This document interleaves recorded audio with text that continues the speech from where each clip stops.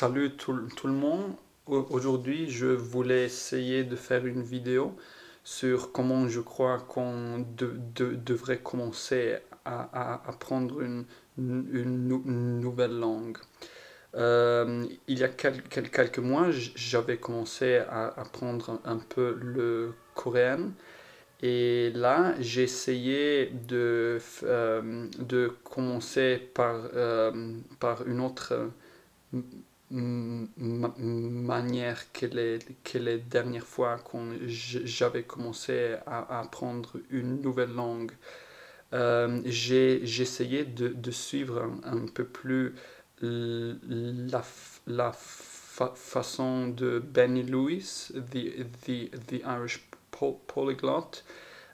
Et il dit que quand on commence à apprendre une nouvelle langue, il faut la parler tout le temps dès le premier jour.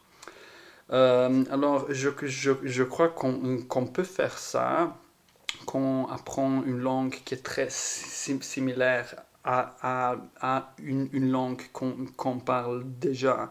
Donc, si un Italien veut essayer d'apprendre l'espagnol, il peut essayer de commencer à parler l'espagnol dès le premier jour.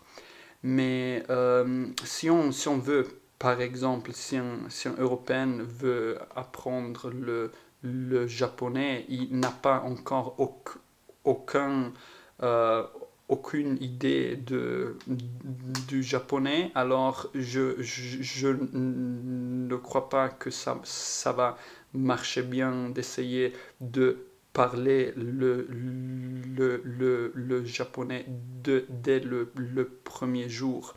Parce que quand on apprend une langue qui est très étrange, très différente, alors il faut d'abord essayer d'apprendre un peu euh, dans le cas du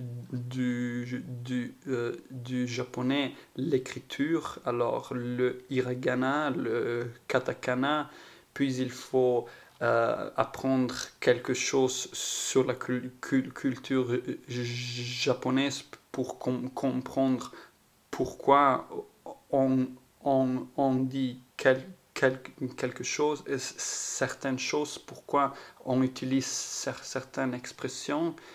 Et donc, on ne peut pas, et ça prend beaucoup de temps, donc je crois que ça ne va pas marcher bien si on veut essayer de commencer à, à parler cette langue dès le premier jour. Dans le cas du coréen, j'avais déjà commencé à apprendre le Hangul, qui est l'écriture, l'alphabet coréen, coréenne. Et là, j'avais appris ça déjà en, en automne. Et puis maintenant, quand j'avais commencé vraiment à apprendre des mots en coréen, et je connais déjà la grammaire, parce que la grammaire coréenne est vachement similaire à la grammaire japonaise, donc je connaissais déjà cette manière de dire certaines phrases. Et donc là, j'ai vraiment pu essayer de parler la langue dès le premier jour. Et je dois dire que ça marchait très bien. Et j'ai, dans un temps très court, donc juste dans une semaine, j'avais déjà appris, je sais pas, 20, 30, 40 mots. Et donc, j'étais déjà, je pouvais déjà dire quelques phrases, demander quelque chose et donc m'exprimer un peu. Et si on veut, donc ça marche si on apprend une langue qui est similaire. Et là, je crois que ça aide beaucoup parce que l'autre façon de penser est la façon d'apprendre une langue dans une manière passive, c'est-à-dire qu'on lit beaucoup, qu'on écoute beaucoup la langue, mais qu'on commence pas à la parler jusqu'à euh, euh, avant d'avoir appris cette langue pendant au moins 5 6 mois. Et mais je crois que c'est vrai que c'est très important de lire beaucoup et d'écouter beaucoup parce que là, on a l'occasion de développer un son pour la langue, donc un peu apprendre à sentir la langue et à comprendre comment la langue fonctionne, mais je crois que quand on parle là on se rend vraiment compte ce qu'on peut dire et ce qu'on peut pas dire. Donc là on se rend compte ce qu'on sait et, si on doit essayer de se souvenir d'un mot, parce que quand on parle, on doit tout le temps essayer de se souvenir des mots. Donc ça s'aide beaucoup plus à apprendre une langue bien. Donc moi, je dois dire que d'une manière, je soutiens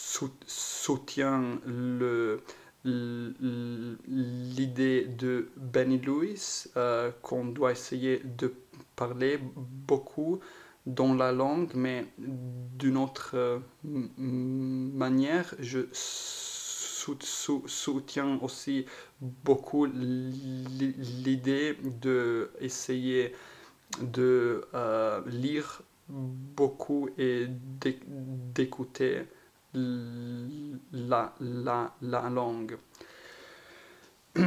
Je crois que on, quand on veut commencer à parler, ce que c'est difficile est de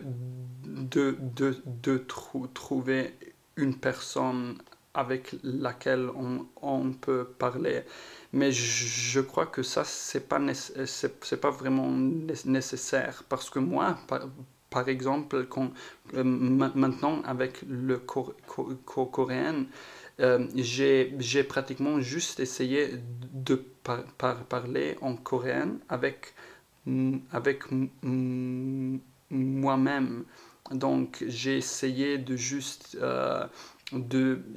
j'étais juste dans mon lit et je me demandais comment on dit en coréen ça ou ça, donc comment dire que je suis intéressé par les langues ou comment dire que puisque j'ai fait ça, je veux aussi faire ça et tout ça. Donc j'ai juste et donc je cherche ça sur internet parce que dans cette manière je peux apprendre de dire ce que je veux dire, les phrases que je veux utiliser chaque jour.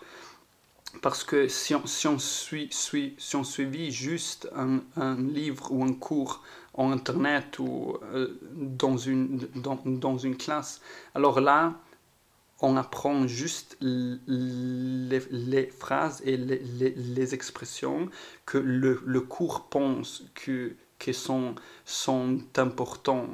Mais moi, je trouve que pour avoir une conversation, moi, je sais mieux ce que je veux utiliser, ce que je veux dire quand j'ai l'occasion de parler avec un Coréen. Et donc, je peux mieux... et donc, je trouve que ça marche beaucoup mieux si je euh, cherche juste sur Internet ce que je pense, ce à lequel je pense. Bon, j'aimerais bien avoir des commentaires ici sur ce que j'ai dit et, et, ah, et à bientôt. Merci.